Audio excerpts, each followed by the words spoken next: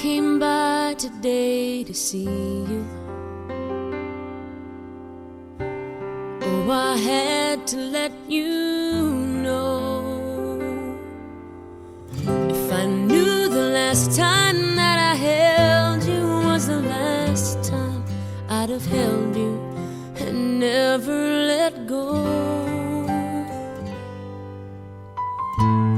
Oh, it's kept me awake nights wondering.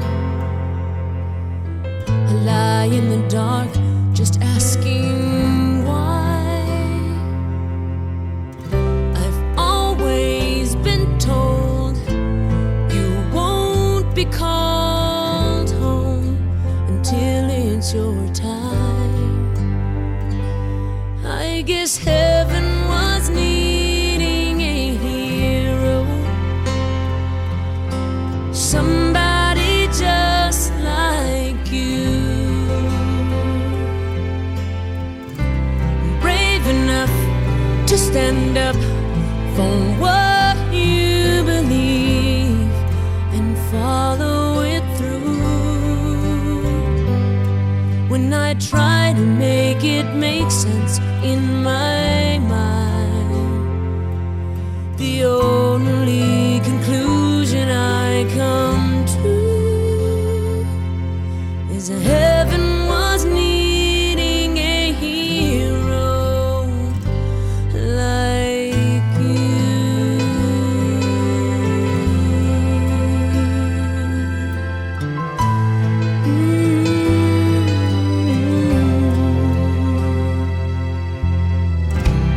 I remember the last time I saw you. Oh, you held your head up proud. I laughed inside when I saw how you were standing out in the crowd. You're such a part of who I am. Now that part will just be void. No matter how much I need you now, heaven needed you more. 'Cause heaven was needing a hero, somebody just like you, brave enough to stand up for what you believe and follow it through. When I try to make it make sense in my mind, the only conclusion I come to is that heaven was needing a hero like you.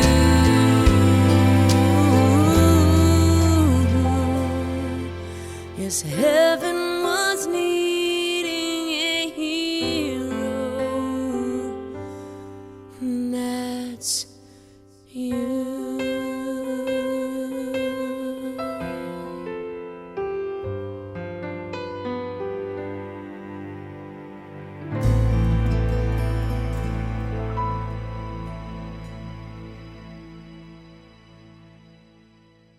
With your guard riders, present arms.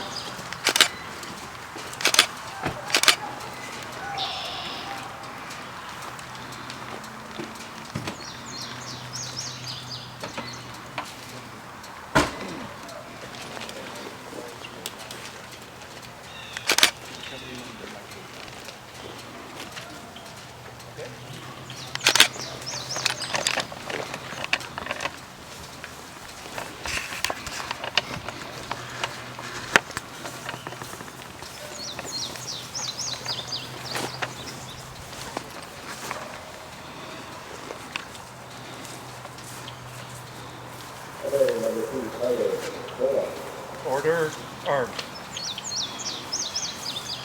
I'd like to welcome everybody here today. Thank you very much for coming. Come on in if you want to get a little closer. Come on in, guys. We're going to ask the Patriot Guard riders if they can lead us in the pledge.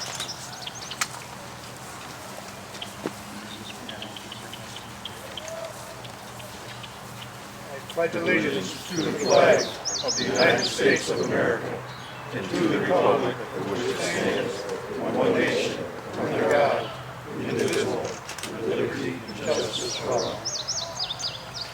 Would you please bow? Father, we want to thank you for this opportunity today to come and just acknowledge our friend, Lord God, and honor him. Lord, you said there is no greater love than to lay down your life for a friend. Lord, we thank you that you're our example, that you sent your son to die for our sins. So Lord, today, let us glorify you. Help us, Lord, to honor our friend Jim. Give us strength and give us courage to perform the task, Lord, that you set before us. We commit this time to you now in Jesus' holy name. Amen.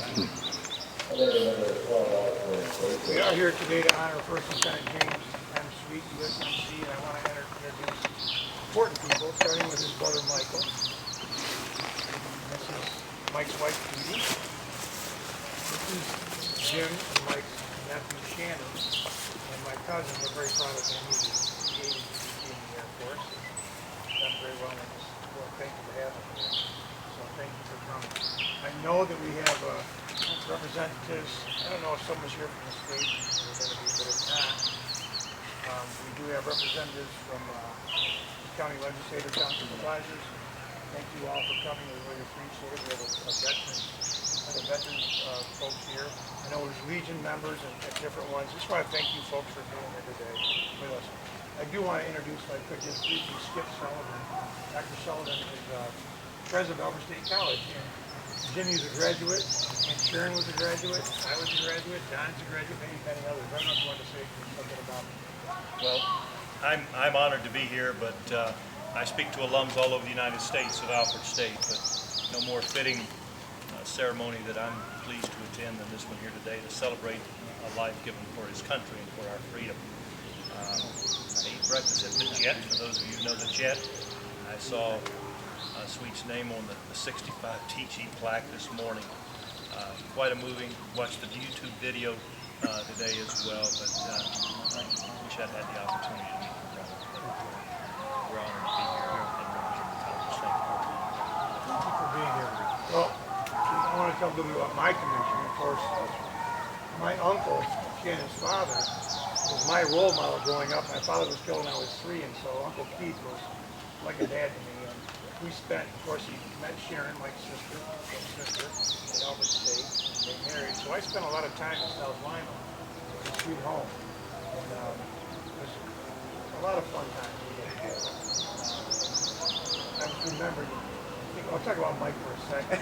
Mike always had nice cars. And he had a 67 Chevy Camaro, yellow one. Him and Don and I one night were in that car. And it's amazing that we're here today. That ended up on 2 wheels going around the corner one night. You remember that, Michael? Oh, yeah. It was a very, very hairy time. He always had a hot car. He always had a great time. It was your fault. It probably was. It was. Hey, Mike, let's see how fast it'll go. This guy was like that. And going around the corner. Brent, you didn't tell me about the corner. Yeah. We had some fun times. Yes, we did. His brother Jim, we always looked up to him. And of course, in the Marine Corps, I remember we had a party before we left, a kind of going away party.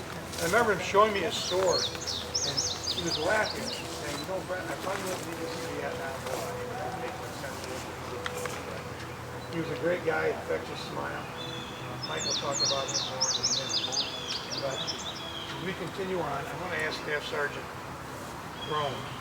He's going to read to us the letter that the Sweets received. I guess Mike doesn't even have it. We're going to give this to Michael afterward. But if you could listen up to me a little tighter. Staff Sergeant, if you wouldn't mind reading that letter. Absolutely.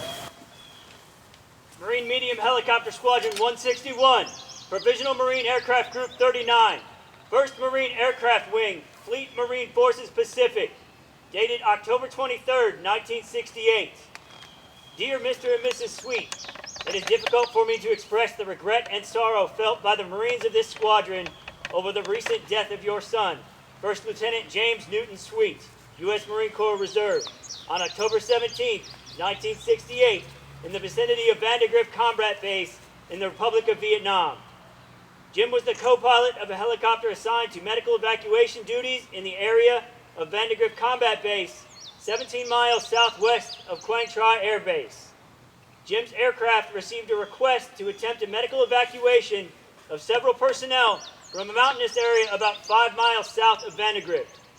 The weather in the area was poor, with the mountain peaks obscured by clouds and rain. As the helicopter was in the final approach to the landing zone, clouds drifted across Jim's path, obscuring the zone.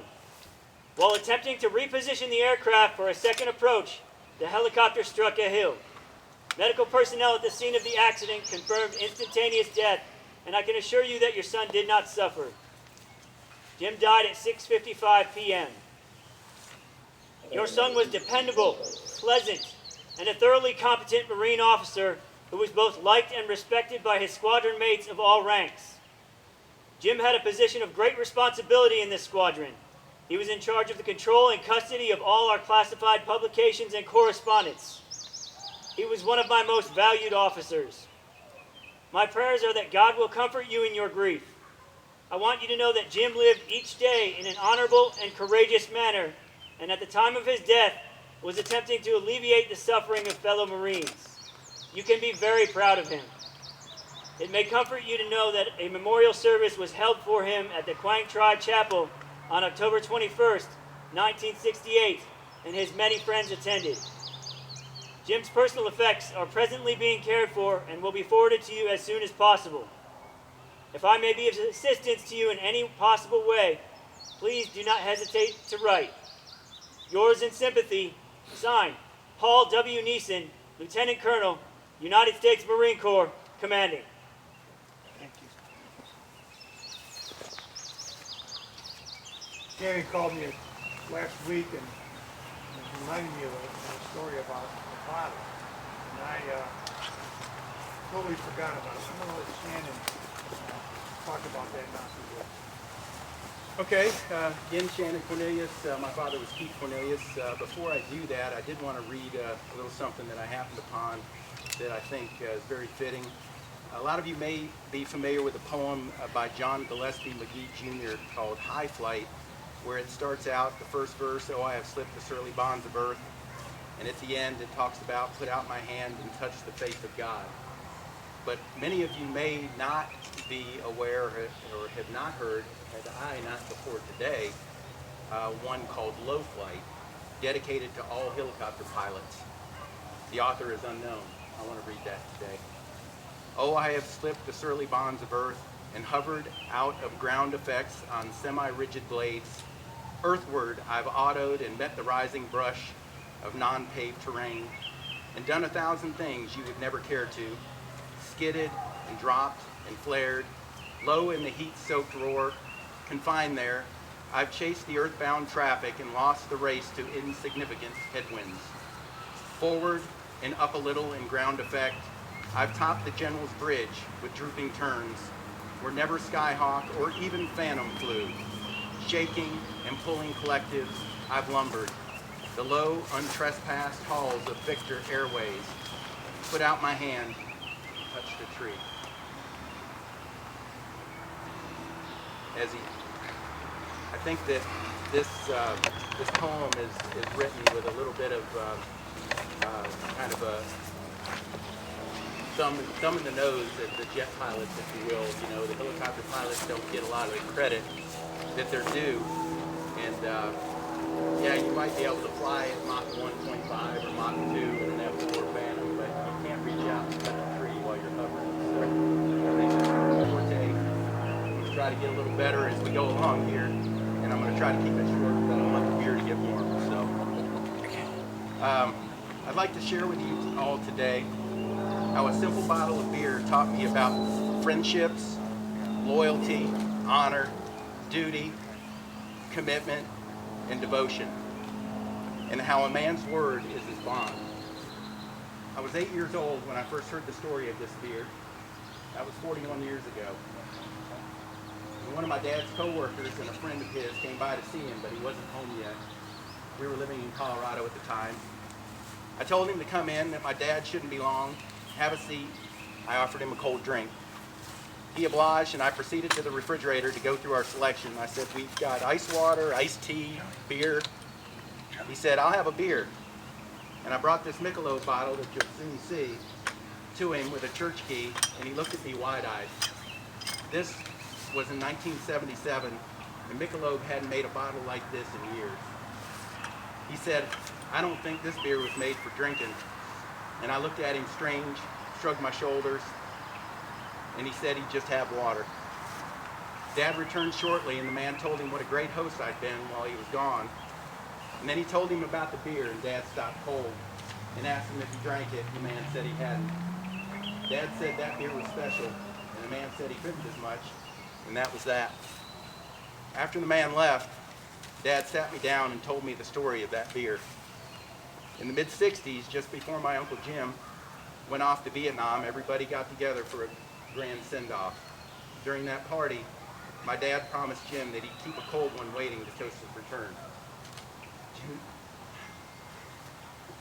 Jim never came back.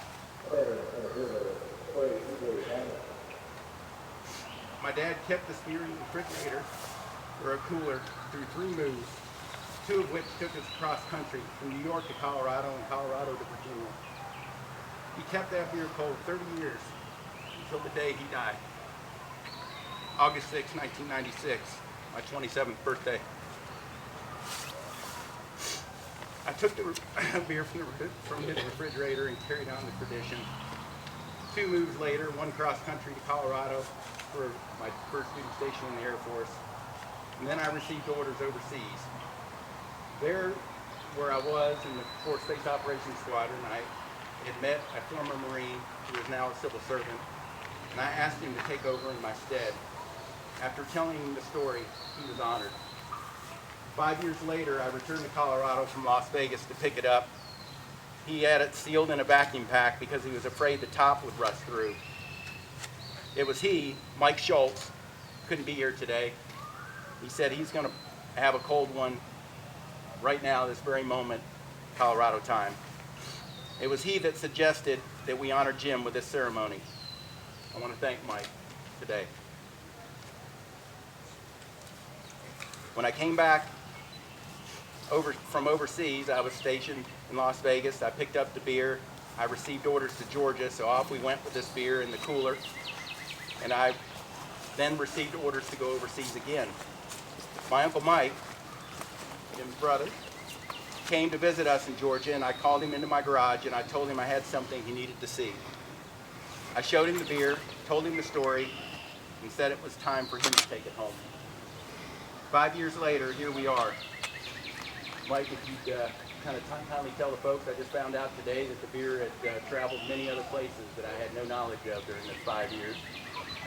It's been in our motorhome, been Florida, cross country to New Mexico, California, Texas, all over.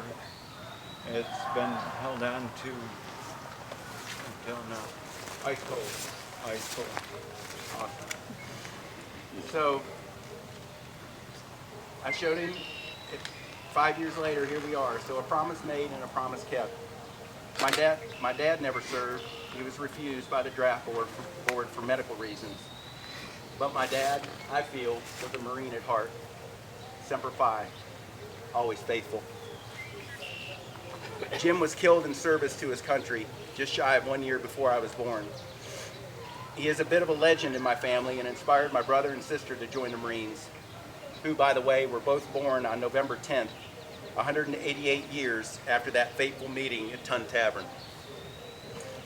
I think there is a theme here. Tavern, Marine, beer.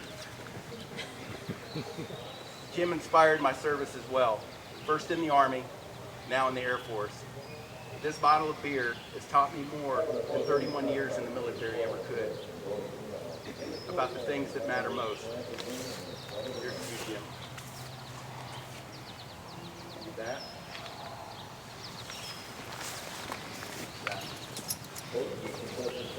Forces, certainly, if you will.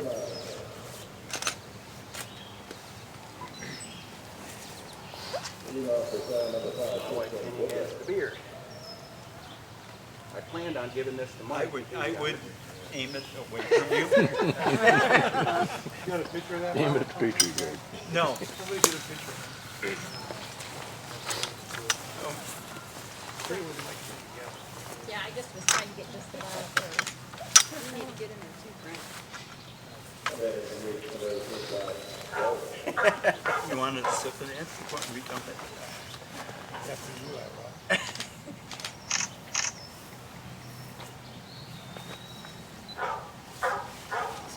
Hey, Find the picture. come on, Dan. Come on. Bring the flag. Bring the flag. Don't take it. In your younger years, you'd probably take a sip. Good seeing you again, my friend. Thanks for not killing you. You're welcome.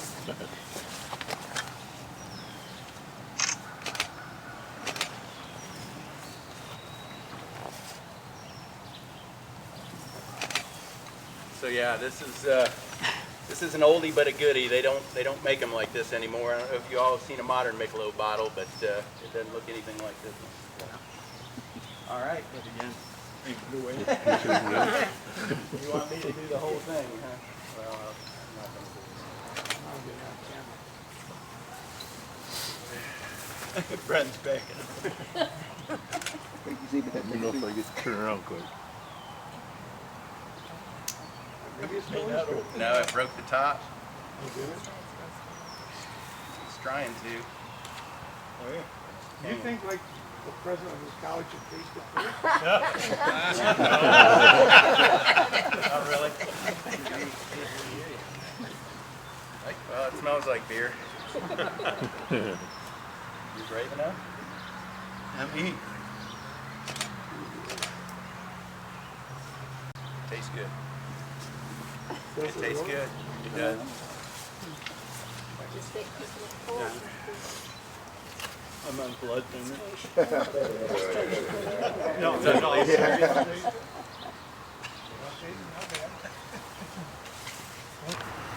Turn to these folks so they can hear you.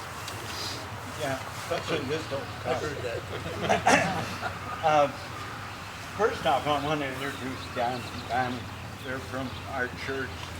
Don grew up in South Lima, so he knew Sharon and Jim and myself. And Mikey was one of the little kids that we didn't want around. But I love I being still got bruises. I love being around him now.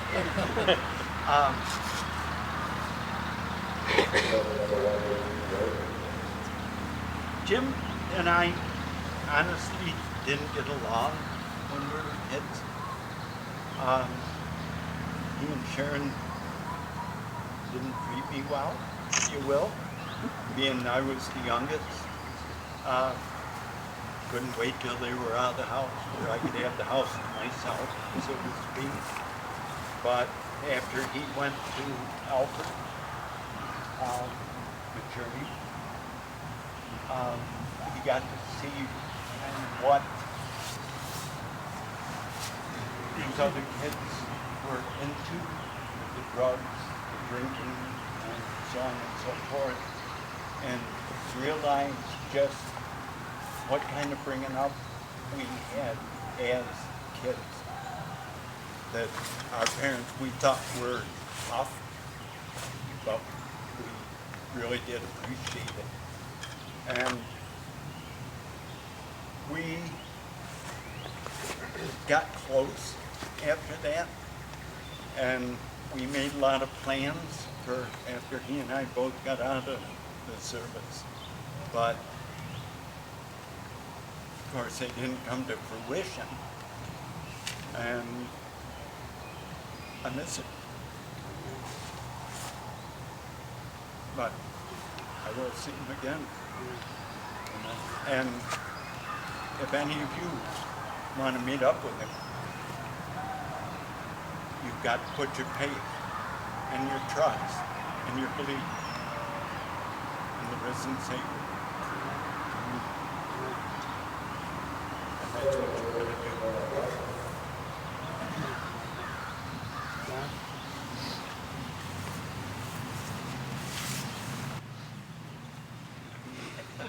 Can't have an Army guy hold the Marine Corps flag. Sorry, Mike. The Patriot Guard Riders are very honored to be part of this amazing celebration of Jim's life. Brent didn't, I can't see yours.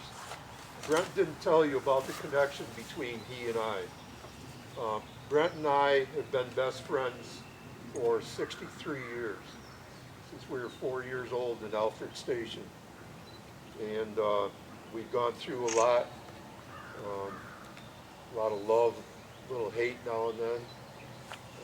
He tried to kick my butt a few times, but didn't work out very well for him. But anyway, it's an honor to be here. One thing Brent did about 5 years ago, in honor of Jim, he had these metal bracelets made for he and I. And it has First Lieutenant James A. Sweet, United States Marine Corps, 17 October 1968, South Vietnam. It has the Vietnam Wall location on it. And I'm not sure about Brent. I wear this every day. I've been wearing it every day for 5 years because it means so much to me to be able to honor Jim. And as a resident of Livingston County for a long time now, and knowing Jim grew up in South Lima, right on one of our county roads, it means that much more to me. So that's the connection between me and Brent. I should also mention that Brent was the salutatorian. I was the valedictorian at Alfred Allen class of 70. It might be a bit of a stretch. Yeah, I might have made that up. And just to go a little further on the story about the 1967 yellow Camaro, I believe it was on a road in Birdsall, one of the county roads. And like you said, it's Brent's fault. It always is Brent's fault. That's why I got in trouble. We were going around that curve real fast, but you kept extremely cool. I was sitting in the back behind you. Brent was sitting in the front seat. You had your hand out the window holding the car top like you normally did back then.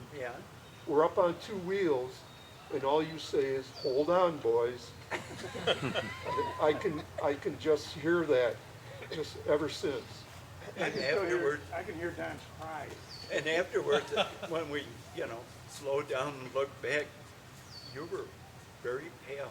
That was something for me. So you know what? I think that's very appropriate because later in the Navy history, that's the same thing they said when they dumped the Marines on Iwo Jima, right? Hold on, boys.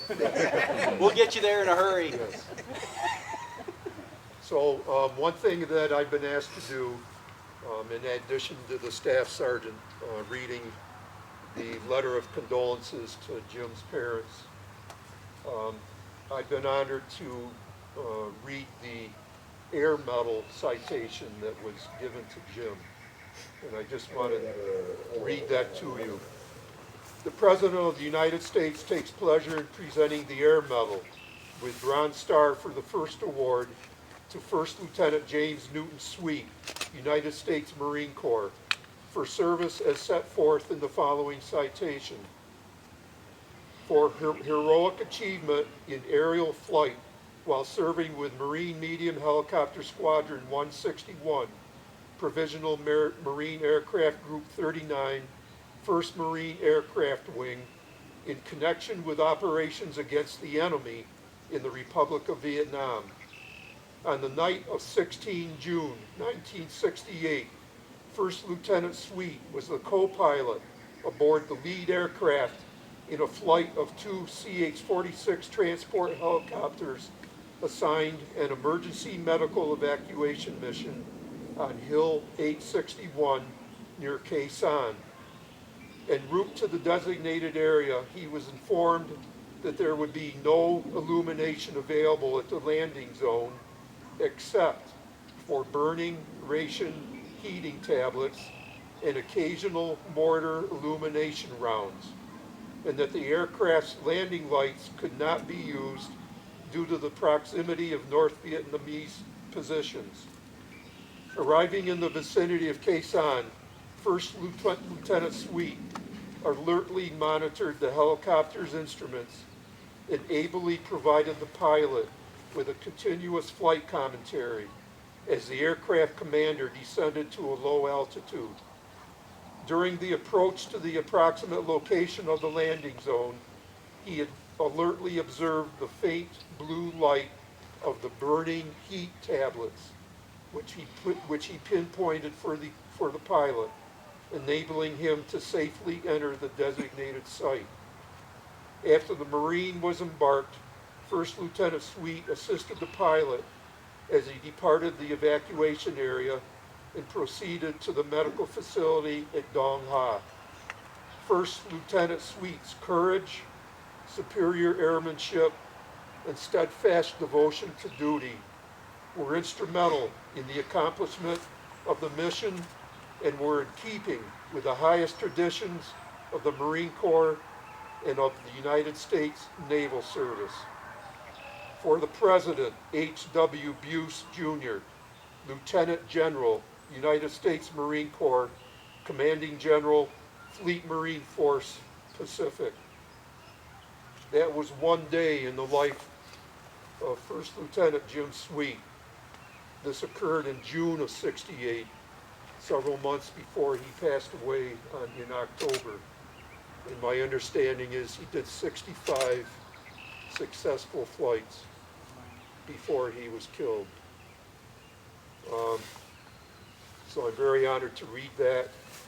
And Shannon, I want to say that I have no doubt that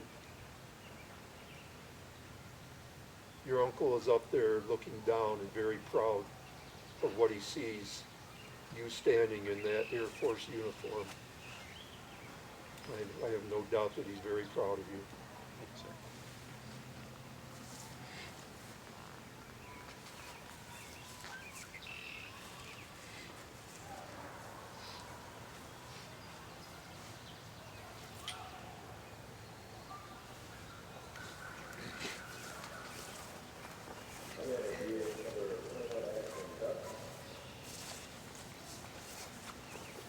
Presentation to make to the family. On behalf of the grateful America and the Patriot Guard Riders, bravely and proudly carrying the burden of defending this country. For service to this nation and sacrifices made, we sincerely thank you. James Newton Sweet, First Lieutenant, United States Marine Corps. Vietnam War veteran, 1 May 1968, 17 October 1969. Marine Medium Helicopter Squadron 161, HMM-161. Marine Aircraft Group 39, MAG-39. 1st Marine Aircraft Wing, 1st MAW. 3rd Marine Amphibious Force, 3 MAP. Pilot of CH-46D Med-Evac helicopter, killed in the line of duty with 5 crew personnel, 17 October 1968. Medical evacuation mission in mountainous terrain, vicinity of Vandegrift Combat Base, Quang Tri Province. Is a true American hero. Marine First Lieutenant James Newton Sweet earned the Purple Heart Medal, the Air Medal with 1 Bronze Service Star, the National Defense Service Medal, the Vietnam Service Medal with Bronze Service Star, the Vietnam Campaign Medal, and the New York State Conspicuous Service Cross. United States Marine Lieutenant James N. Sweet gave his life for his fellow Marines and for our nation, and he most certainly is a true American hero.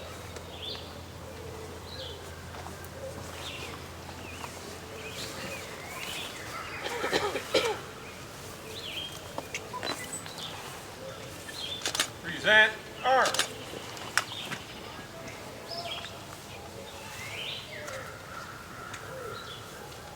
Order. Arms.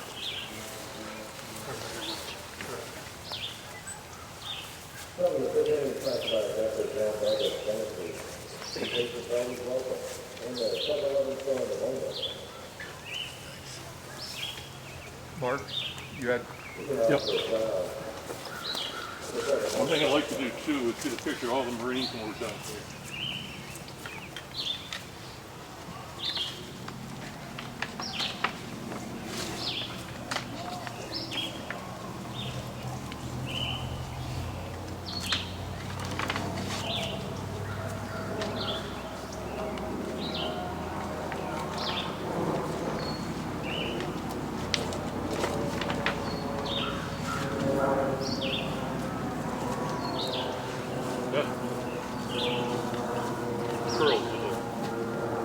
I have 3 poems that I've written that I'd like to give to you. This one I call The Patriot Guard Riders. You can think of it as our mission statement, what we do. This one I call Unbroken. It's about that special bond that all service members share. This one I wrote for Gold Star Mom. She found a poem her son had written for her back when he was in grade school.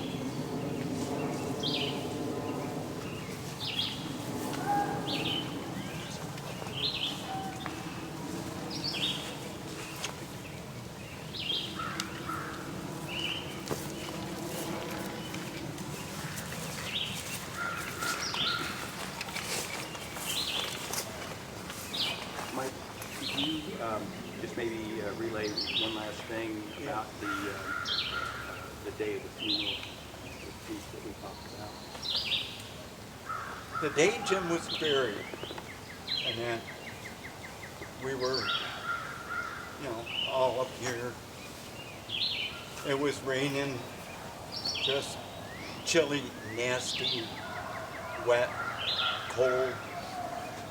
So we were all, sitting in chairs and everything. And towards the end, all of a sudden,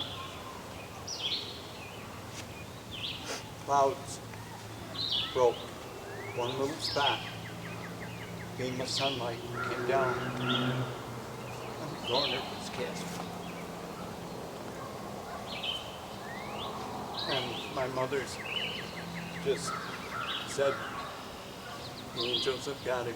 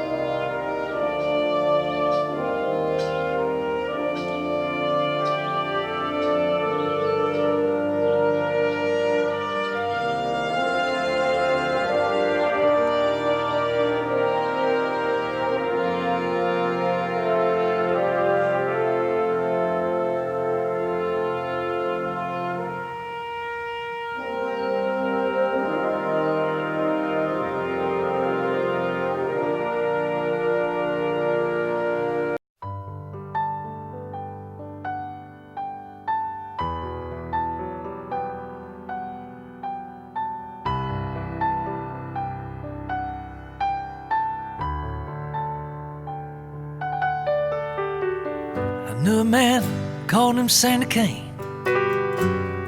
Few folks even knew his name. But a hero, yes, was he. Left a boy, came back a man. Still many just don't understand about the reasons we are free. I can't forget the look in his eyes or the tears he cried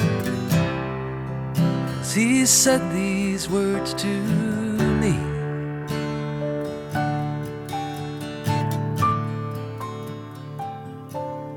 All gave some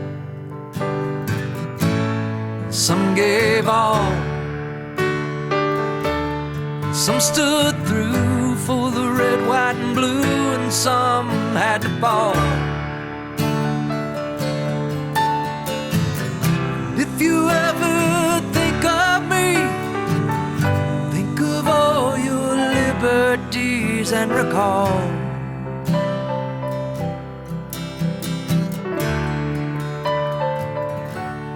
some gave all.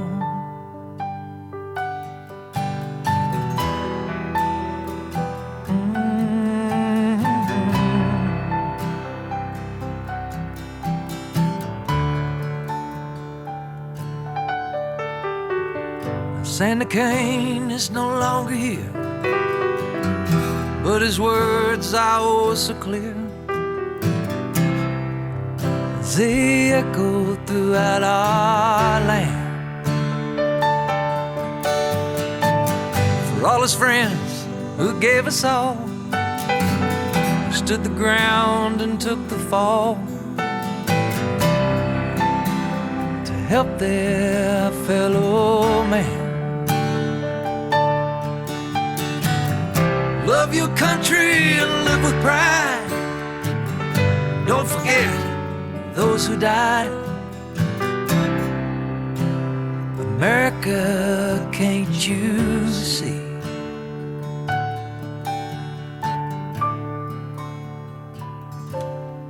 All gave some gave all.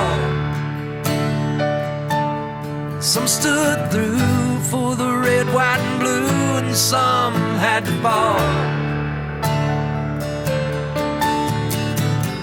If you ever think of me, think of all your liberties and recall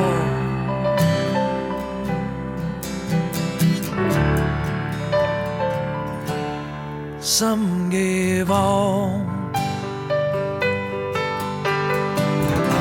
If you ever think of me, think of all your liberties and recall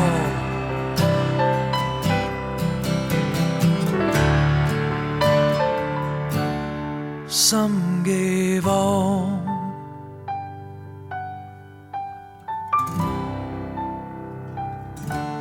Some gave all.